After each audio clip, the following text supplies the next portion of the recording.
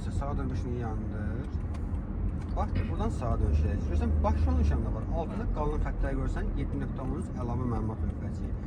Sən və sənin sağın baş yoldur. Buradan sağa dönüş edəcəyik və dəmir keçid var. Sağa dönüş edəcəyik dostum. Moped də var, ehtiyatlı olmaq üçün. Döndər əlini, döndər. Aha. Şlaqman vəziyyətində bax, qaz vermə. Qaz vermə qardaş, qaz vermə. Sağ sol düzgün bax, çevir bax. Qatar gəlmir.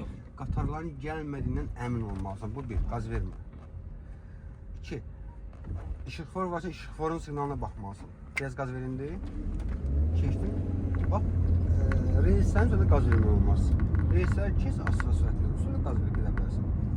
Sonra şlaqman vəziyyətinə baxmalısan. Əgər şlaqman, məsəl üçün sıfır var, işləmir. Şlaqmana baxsan, şlaqman bağlısa təbii ki dayanmalısan. Şlaqman asıqdırsa getməyə icazə verilir. Lakin yenə də işıqfora baxmalısan. Ola bilsin işıqfor xarab olar. Şlaqman da açıqlar, solun yanında. Qatarın gəlib gəlmədiyindən əmin olmalısan. Və yaxud da ki, ola bilər ki, işıqforda sənin üçün icazə siqnalı yanır. Orada da icazə siqnalı ağ rəngdə olur.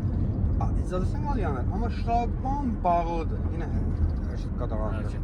Bəli. Nasıl orada yaşıl deyəkdən o ağ rəngdə olurlar.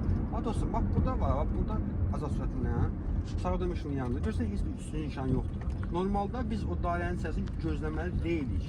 Amma hamı bax görsən gözləyir burada. Və burada çaşmağa səbəb olur. Bax bu lökbətəndə sağdan yan deyilən yerdir bura. Burada mütləq nişan quraşdırılmalıdır. Gözlə, onu da gözlə. Çünki hamı gözləyir. Gözləməsə o elə bir ki, yol onundur. Halbuki yol onun deyil. Yəni nişan yoxdur deyə biz üstünlüyük. Amma bax yolun təşkili düzgün qurulmuyor. Oradan gələndə nişan var. 4.3 nişan var. Oradan gələndə nişan varsa bu istiqamətdən gələndə də olmalıdır. Çünki çaşmağa səbəbdir. Bax oradan gələndə hamı gözləyir dairənin içərisini. Burada nə qədər dairənin içərisini gözləyir. Amma dairənin içərisini gözləmək üçün, dairə əsasını daşımaq üçün nişan olmalıdır. Gedək.